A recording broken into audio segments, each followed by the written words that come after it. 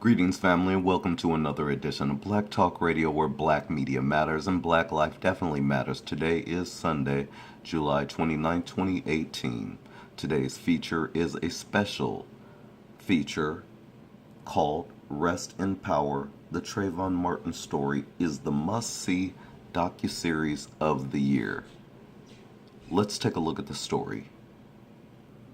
Rest in Power starts with an acceleration of images. First, Trayvon Martin's mother, Sabrina Fulton, becoming emotional during a pre-trial deposition. Then faster, the indelible iconography of the ordeal, the bag of Skittles and the black hoodie. Finally approaching a blur, the markers of a historical moment. Colin Kaepernick and Black Lives Matter. Dylan Roof and Donald Trump.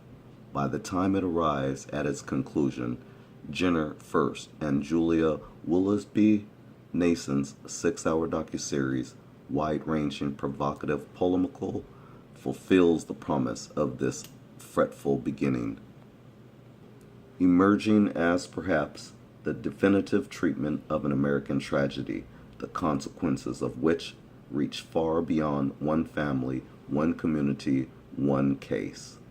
As Fulton reminds us in the first episode, there are exactly 71 seconds unaccounted for in the fatal exchange between 17-year-old Trayvon and his killer, Neighborhood Watch member, disgusting George Zimmerman, on that late Friday evening in 2012. 71 seconds. And it changed America. Of course, the nature of that change remains contested, and it's among the central subjects of Rest in Power. The telegraphy in that opening montage, that is to tell viewers that this is not a story about yesterday.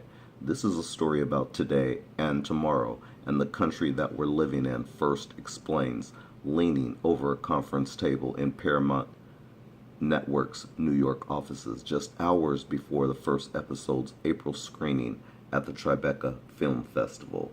It's our belief that Trayvon Martin was a fork in the road and was an alarm clock for many Americans, in that there were positive things that came about as a result of that.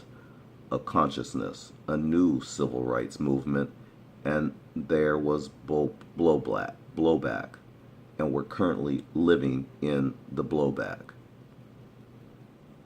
To this end, the co-directors positioned the shooting, the subsequent investigation, and Zimmerman's arrest, trial, and ultimate acquittal at the center of an ambitious, if unwieldy, portrait of the politics of race in America in the second decade of the 21st century. Although it's not absent reference to yesterday, from Sanford, Florida's white supremacist past to the O.J. Simpson trial, Rest in Power features two linked narratives, both largely focused on the years since Trayvon's death. On the one hand, an extraordinarily detailed, damning account of the case itself, which the series frames as a prosecutorial failure of such proportions it amounts to malpractice. On the other, a sweeping examination of the socio-economic and cultural context in which the case became a cause célèbre. As Willoughby Nason puts it, Tracy Martin and Sabrina Fulton's personal experience shape the arc of Rest in Power, but America was its own breathing, living dragon of a character. I'll say, because I have to pause for a moment, our justice system failed, beginning with this case. No, actually, it wasn't beginning with this case, family. It was way before this case. Johnny Cochran covered many different cases during his life. He talked about Ron Settles. and other cases of black men and women who were at the hands of racist so-called police officers, where they killed black people also. This is a evil system that's not about justice. This is just some rules that they break often to suit their devilish ways, because it has nothing to do with Christianity. It has nothing to do with morals. So therefore we have to take all religious aspects of what they're doing out of the equation. It's just evil what they're doing. And it had a lot to do, though, with this case with George Zimmerman. This creature still walks the streets. He's still alive. I tell you what, if he was in Haiti, he wouldn't be alive today. It just shows you what kind of black men they have in Haiti and what type of black men we have in America. But I digress. When it comes to the series' more personal side, in fact, the roots of Rest in Power lay in the immediate aftermath of Trayvon's death. According to Martin and Fulton, both of whom are wearing red Trayvon Martin Foundation hoodies when I interviewed them over lunch in a separate conference room at Paramount, their attorneys directed them to start keeping notes early on in the process. Quote, document everything that you talk about, document everything that you hear, document everything that you see. Martin remembers the instructions. These notes ultimately became the foundation for Rest in Power, The Enduring Life of Trayvon Martin, published in 2017, and plans were swiftly set in motion for a documentary series and a feature film with Jay-Z and the now defunct Weinstein Company on board. As Fulton emphasizes, though noting that there were at one time 7 offers to produce the docuseries, we didn't have to rush into anything. For us, it wasn't about the highest bidder. It wasn't about the money at all. It was about who we felt would tell the best story, who would make it live on the screen. Quote, we didn't want the story to be told, Martin says, without us telling it. Rest in Power is not, then, an example of the clumsy, mincing both sides journalism that has so frequently failed to hold power to account, from gated communities in Central Florida to 1600 Pennsylvania Avenue, almost essayist in structure, elaborating its arguments through the accrual of information.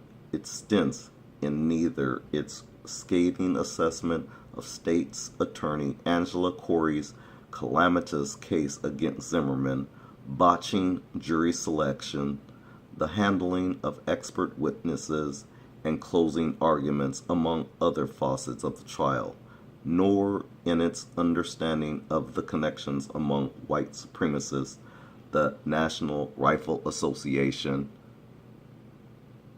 and the GOP. That's not to say it plays fast and loose with the facts. First, and Willoughby Nason interviewed more than 100 people for the series, with 20-some sources in Sanford alone, and employed an investigative team that included a former New York Times journalist, fixers within the Sanford Police Department and the state of Florida, experts on the origins of Black Lives Matter, and the Southern Poverty Law Center, which helped identify how the case was discussed in white supremacist chat rooms and message boards. Still, Rest in Power asserts a strong point of view, in part because the case in question offers no space for the neutral observer. Quote, usually when you interview a subject, you kind of ease into it, Willoughby Nason says. The interviews for Rest in Power were so feisty off the bat. It's as if this story happened yesterday to every single one of these people. Even what she refers to as the filmmaker's desire to find, quote, the gray area is not, as you might expect, an attempt to carve out some moral middle ground to justify Zimmerman profiling, pursuing, and killing an unarmed black teenager. Just the opposite. Quote, we want to show the spectacular nature of racism, unquote, she adds. But we also want to show the mundane aspects of racism, unquote. Or, as Fulton says, recalling Emmett Till, quote, Trayvon Martin wasn't the first, unquote. And we know that for sure. And he won't be the last. And he hasn't been the last. And yet, set against its indictment of the case's handling and of the country itself, these minor qualms come to seem immaterial. Its dispatch from the age we're in is too fascinating, too illuminating, too enraging. From the transformation of the human landscape following the subprime mortgage crisis to the construction of whiteness, to the NRA's hand in the authorship and passage of the so-called Stand Your Ground laws, which first describes as, quote, a complete and total rewrite of the definition of murder in this country, a complete and total rewrite of the definition of self-defense. Rest in Power effectively and comprehensively situates the trial of this century within the broader political, cultural, and economic currents swirling around it, at once a consequence of and a catalyst for the clash of opposing social movements, white supremacists, and black civil rights advocates, for which our moment is likely to be remembered. It's that act, with its suggestion of piercing together, remembering that which has been torn apart, that undergirds Fulton's own hope for the series, the rough draft of a history still rounding into form. Wow. Quote, I want them to remember, she says, near the end of our interview of Rest in Power's prospective audience. Remember the life and death of Trayvon. Remember that Trayvon represents many African Americans, represents many young people, represents many high schoolers, represents many teenagers. I want people to remember that, unquote. Well, family, Rest in Power, the Trayvon Martin story premieres Monday, July 30th, which is tomorrow at 10 p.m. on Paramount Network. This is Guru at Black Talk Radio. Thanks a lot for watching.